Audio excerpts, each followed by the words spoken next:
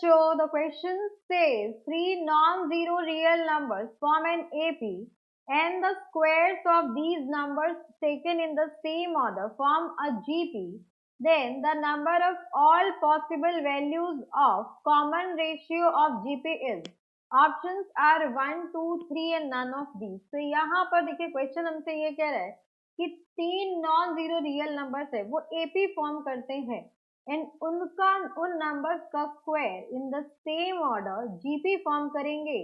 So common ratio की सारी possible values बतानी है हमें. तो यहाँ पर इस क्वेश्चन को सॉल्व करने के लिए हम की कंसेप्ट यूज करेंगे. तो यहाँ पे आपके पास की कंसेप्ट होगा, there is a constant difference, constant or same difference between two consecutive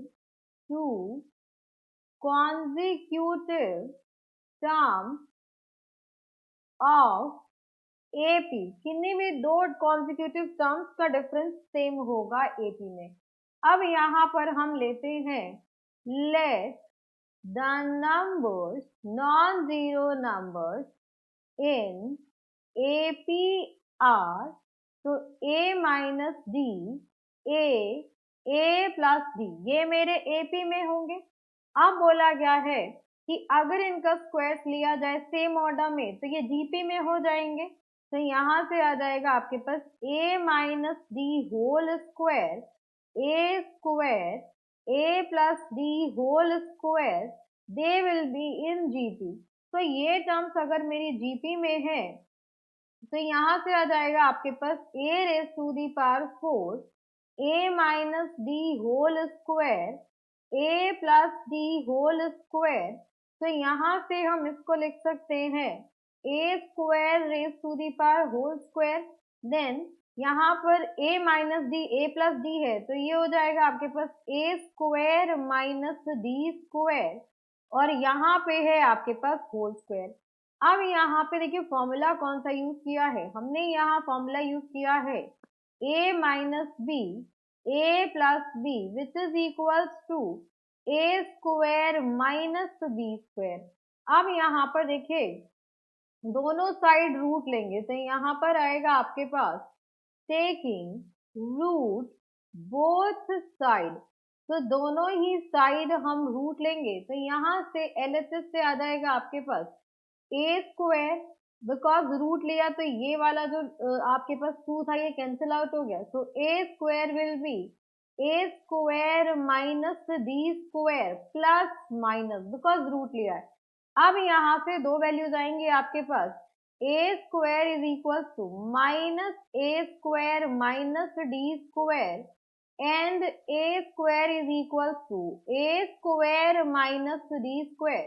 तो यहाँ से हो जाएगा आपके पास A square is equal to minus A square plus D square and from here A square minus A square is equal to minus D square. So minus D square is equals to 0. This implies D equals to 0. And next यहाँ पर हो जाएगा A square plus A square is equals to D square. So D square will be equals to 2A square, which implies again we will take root. So taking root both sides. So जैसे ही आप दोनों side square root लेंगे तो D की value आ जाएगी plus minus root 2A. अब यहाँ पर देखिए D की वैल्यू 0 नहीं हो सकती since the terms are in AP and GP. तो टर्म्स AP GP में तभी होंगी जब कोई कांस्टेंट टर्म कांस्टेंट डिफरेंस होगा. तो ये किसमें आपके पास they are in AP and GP. Therefore D can't be equals to 0. D मेरा 0 नहीं हो सकता. D जब 0 नहीं हो सकता तो D की दो वैल्यूज हो गई आप प्लस माइनस 2 रूट 2A. अब हमें पता है कॉमन रेशियो. तो कॉमन रेशियो होता है आपका second term that is A square divided by first term. First term divided by first term. तो फर्स्ट टर्म है आपके पास A minus D whole square तो यहाँ पर देखिए for d is equals to √2a, r will be equals to a square upon a minus √2a whole square। तो अब डिनोमिनेटर से a कॉमन लेंगे तो उसका स्क्वायर हो जाएगा, तो ये हो जाएगा आपके पास a square 1 minus √2 a square, इसका हो जाएगा होल स्क्वायर। अब यहाँ पर ये कैंसिल आउट हो जाएगा, तो r will be equals to 1 upon 1 minus √2 का होल स्क्वायर। अब नेक्स्ट देखेंगे हम यहाँ पर for d is equals to minus √2a, r will be equals to a square upon a minus d।